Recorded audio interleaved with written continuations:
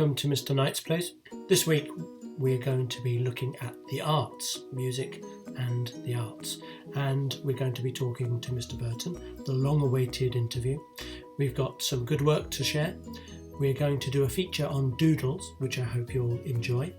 And we're going to have our usual competition. So let's start with the results of last time's competition. I asked you what was the phrase most used in the Bible, and I gave you a ding-backed clue. Do you remember? Here's a reminder. This was a donut. A couple of you skipped out. This is a B, and then we had the letter A, but the A was frayed, so it was A frayed. Donut, be afraid. So the answer is do not be afraid. It occurs in the Bible 365 times, and that's an interesting number because it's the same number of days in a year. And the following people got that correct. So the winners who sent me the correct answer were Sarah, Darcy, Kyle, Jessica, Jared, Leon, Vicky, Tanisha, Sion, Sarah, Owen, Sophie Dixon. Well done. And talking of winners, have a look at these breakfast muffins that were made by Leon and Kai. Absolutely fabulous. Well done, boys.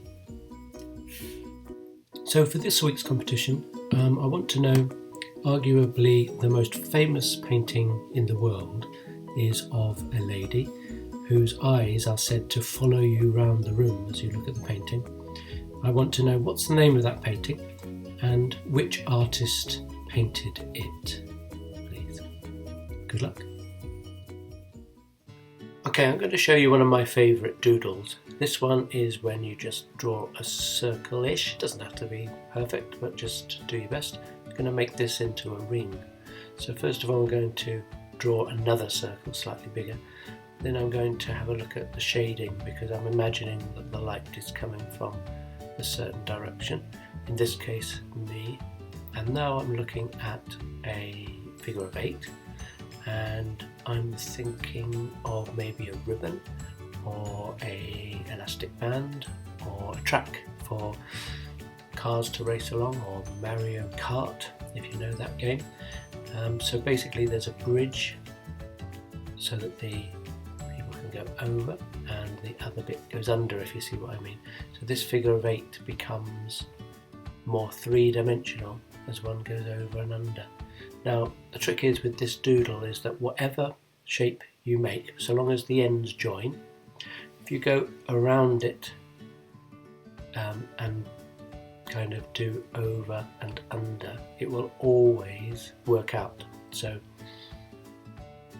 where the line meets alternates over and under and over, you end up with a ribbon or, as I say, elastic band or a track.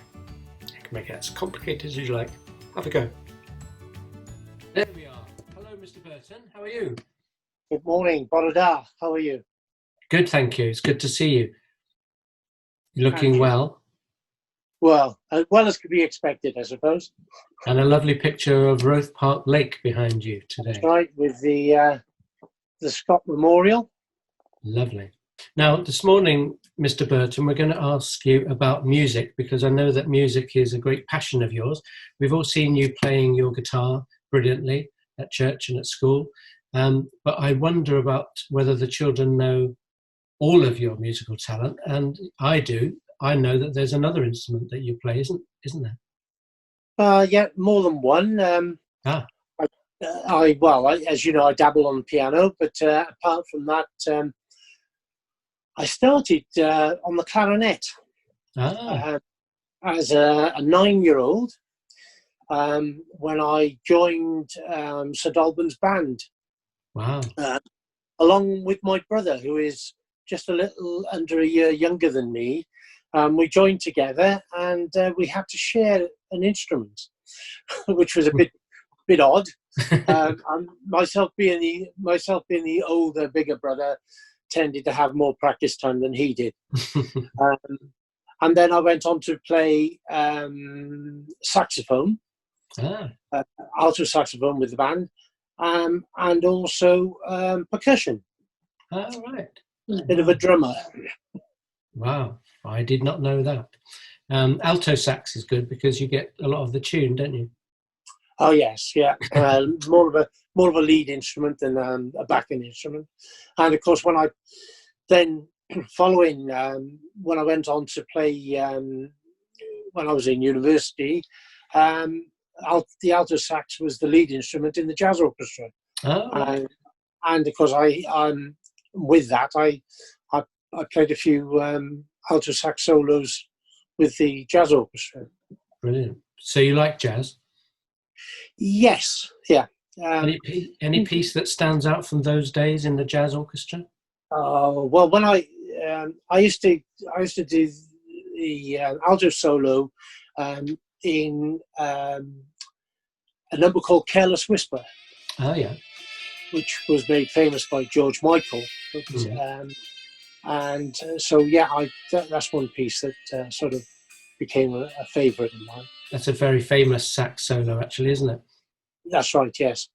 Wow, how interesting. And talking of music then, I wondered if there was a favourite piece, maybe a piece of classical music that you really love.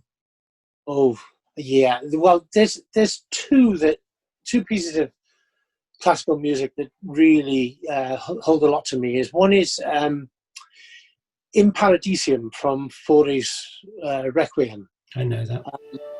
And that, I again, going back to university days, singing with the choir, that was we performed Fauré's Requiem, and In Paradisium was a haunting melody. And of course, later on became famous as Endeavour Morse's last piece of music that he listened to in Inspector Morse series. Of course, yeah. But probably my most favourite is a duet from Bizet's The Pearl Fishers. Was introduced to me by a friend of mine with a recording of U.C. Bjorling and Robert Merrill singing the duet. But of course, later on, it's been recorded by Placido Domingo and Bolicelli.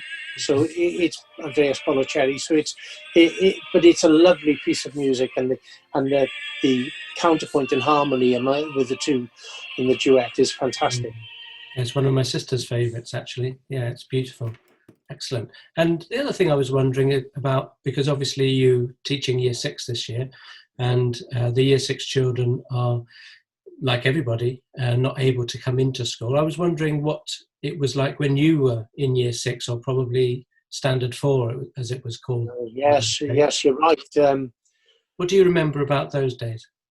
Well, my Standard 4 days were a little bit different to my other years in primary school, because the school that I went to, which was St Albans, at that time, in the late 60s, was being modernised.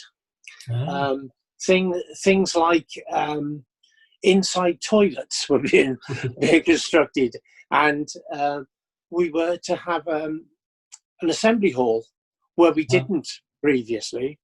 So in order for this to happen, we were, the Standard 4s, the Year 6s, were moved out of the school, and we had our lessons in a community hall about half a mile away from the school. Wow. So my last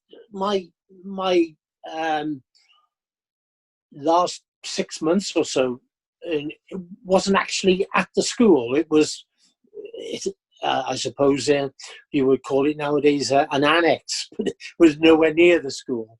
But yeah, that was different. That was different, and of course, you can kind of relate to our current Year 6, can't you? And the fact that they can't be at the school at the moment. That's right. And I'm going back again to my time in Standard 4, Year 6. We didn't have transition days. No. So my experience, my first experience of going to high school was actually on the first day I went to high school. Scary. Which for our year sixes, they're probably feeling that now. They're feeling, well, we're not doing what the year sixes had done in previous years and had a whole day up at the school as a new cohort. So yeah, I can understand their fears. I can understand them missing their friends and spending the last month or so, or 2 3 months as it's been, not in school where they're most happiest. Yeah. So a message for our year 6 then, just to finish, would be that we really hope, don't we, that they'll get the chance to say goodbye to their teachers and to each other, and whatever happens, we'll try and make sure that happens. Yeah, I think we've got to do something that's going to give them a memorable end to their time at St Patrick's. Yes, definitely. Well, we'll make sure that happens. Well, it's been really great to talk to you this morning, Mr. Burton, and great to see that you are so well. And it's been really interesting to hear about those things, about music and your school days. So thank you very much for joining us. And thank you. Okay, bye-bye then. Bye-bye. Bye-bye. Okay, let's have a look at some good work. This amazing video has been sent in by Alfie in his Wyatt's class. Look at the way he digs a hole in the garden, and with lots of help creates this wonderful pond and fills it with wildlife, fish and tadpoles. Beautiful job, fantastic. This is Tanisha's Venn diagram showing the overlap of the qualities of a father and God, and as you can see, God has all the qualities of a father, and she's also done this wonderful bar chart about mini beasts. Well done, Tanisha. Jean was asked to choose some words or phrases about God. Lovely piece of work. Celebrated with a party, the same way as God celebrates, and he is happy when we are good and listen to Mummy and Daddy, say our prayers. This is great advice. And Mrs. Taylor has written, Diane Jean, you have shown a good understanding of how the Father is just like God our Father. Well done. God is always ready to forgive us, isn't he? A lovely message. Well, it's time to have a look at how our carrot top is doing. I hope you've tried this, or if you haven't, give it a go, because as you can see, every day there's a little change, and actually looking at it today, because the orange part is starting to go black, it's time to put this in a pot of soil and see if we can grow it on further. Okay, so that's all we've got time for this week. It's just leaves us time to find out which teacher we're going to hear from next week. So into the hat, give it a good rummage around, and the lucky person is Mrs. Swain. So we look forward to talking to Mrs. Swain next week, and in the meantime, keep in touch with your teachers, keep that great work coming in, keep growing your carrot tops, do your doodles. I want to see lots of examples if you can, and have a great week. Stay safe, and we'll see you next week. Okay, bye-bye.